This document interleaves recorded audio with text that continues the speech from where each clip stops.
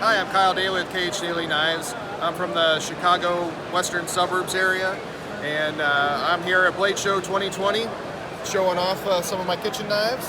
So I do a lot of stuff. I like to eat, and I also like to cook. So I'm from the western suburbs of Chicago again, and we also do a podcast called Knife Perspective. It's a podcast where we have different makers, and we've had chefs and other different makers on to talk about all their different things. I do a lot of kitchen knives, like I said.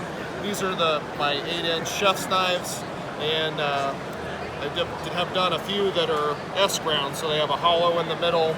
A lot of my stainless knives I like to do 154 cm is the stainless steel that I like. It's got a really good balance of corrosion resistance with still being able to not be so sharp that it'll tear up your stones and stuff like that. Point out the, I'm trying to get the reflection. Will you point out the bend? I can see it Yeah, right there. The S-grind has like has a flat section right around through here. Yes, I got it right now, perfect.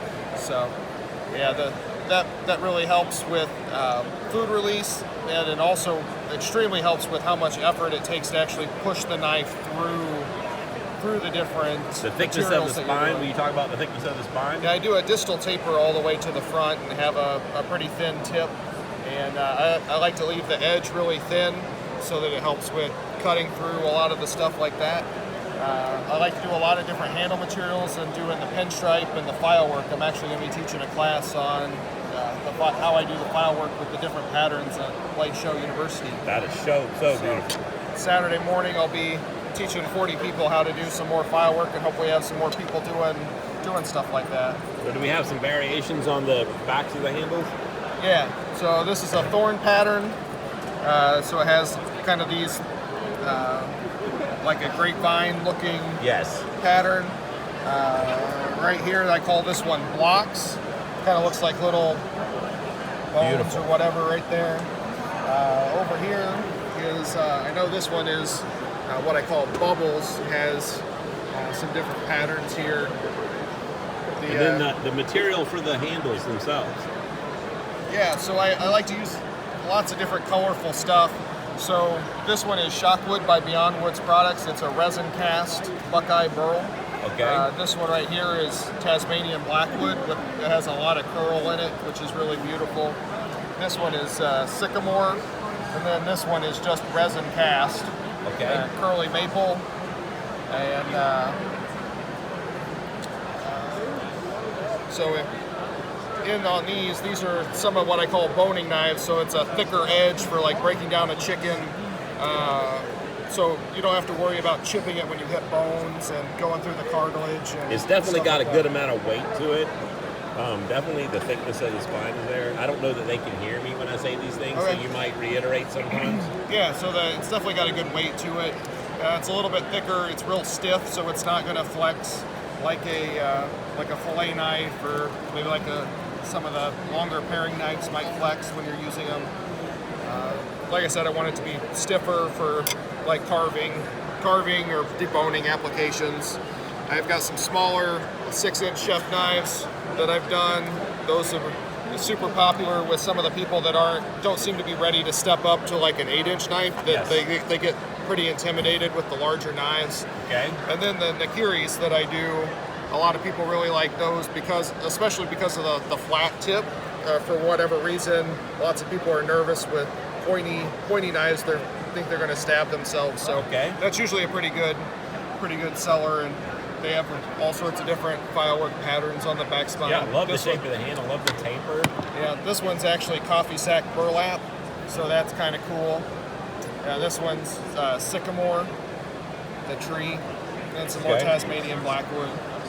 All right, so you've got some other things down here. Yeah, so I also sell these sanding sticks. So for my S-grind, I needed a way to sand that curve in there. So there's a little bit of a curve like we showed you before in there. So I needed a way to sand that. So I came up with this. Yeah, I sell these. How do you use the stick?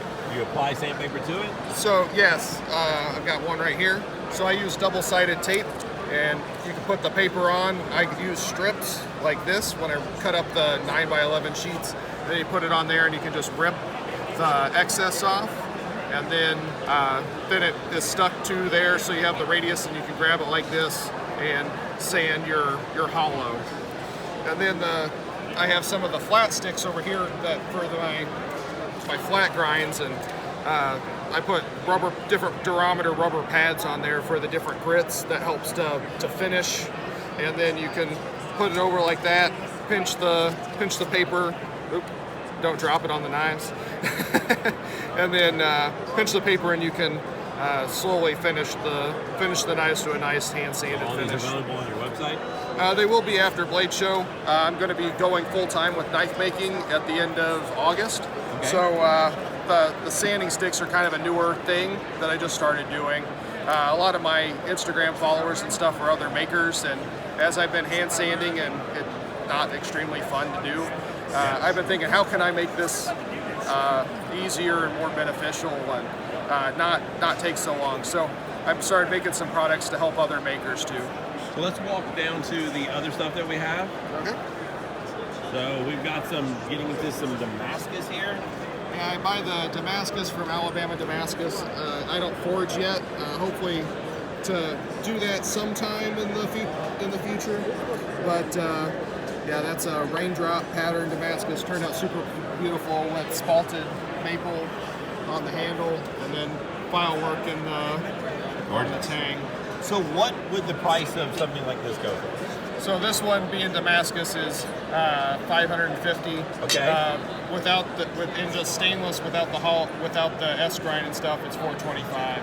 Okay. So it comes down quite a bit. Price points down here? Most of these are all $425, except some of the S ground ones, which are $500.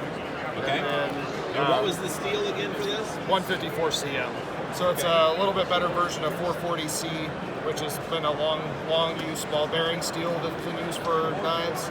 And 154 has a little bit more manganese in it, I believe, if I'm remembering correctly. That helps with corrosion resistance. Okay, so what do we have down here? So we got a bread knife down here. I like to do the serrations, so I alternate the bevel cuts on there. I'm not sure how well that's going to show up on the camera. Point it down a little bit. There you so go. I sharpen each one on this side, I alternate, and then on the other side, I sharpen the opposite one. So it doesn't want to so it more evenly kind of cuts through thicker, harder, crusty bread. Yes. And then what else we got? Some actual paring knives. Got some actual paring knives, and then another bigger boning knife at the end. And then we got something unique down here. Yeah, so I wanted to design a knife for me to carry every day. And that one I call a pocket bushcrafter. It's kind of an outdoor one. This is the one you can really tell it's sharp. Yeah, one of the ones I carry every day is in a back pocket sheath. So being an engineer, I can't really carry stuff on my belt. Okay. Kind of get everybody a little too freaked out. So I could put this in my back pocket, and it's all done up, and have a Leatherman, and I end up using the Leatherman way more than I thought I would before I started carrying it. So. Yeah. But, all right, so let's go back to how you can find the stuff. We got the Knife Makers Guild. Yeah, I'm part of the Midwest Knife Makers Guild that started last year. Try to be pretty active with that page on Facebook, answering questions. And if anybody has any questions of knife making things or things like that, just shoot me a DM on Instagram and or when we email. Hear from your podcast, what days is that? We try to do a new podcast every month. When I start going full time, we're going to try to be a lot more regular with recording. Going up to Blade Show, we were a little sporadic with the other knife maker I do it with. It's just lots of stuff going on. So, but we try to do at least one a month. Sometimes we get 2 a month, and have a pretty good viewing of listeners now. Okay. Well, hopefully this was never a dull. This is not a dull moment. Hopefully it wasn't a dull moment for you. Yeah. And we appreciate you very much. Well, thank you guys very much for stopping by. Have a great Blade Show. Yeah, have a great one.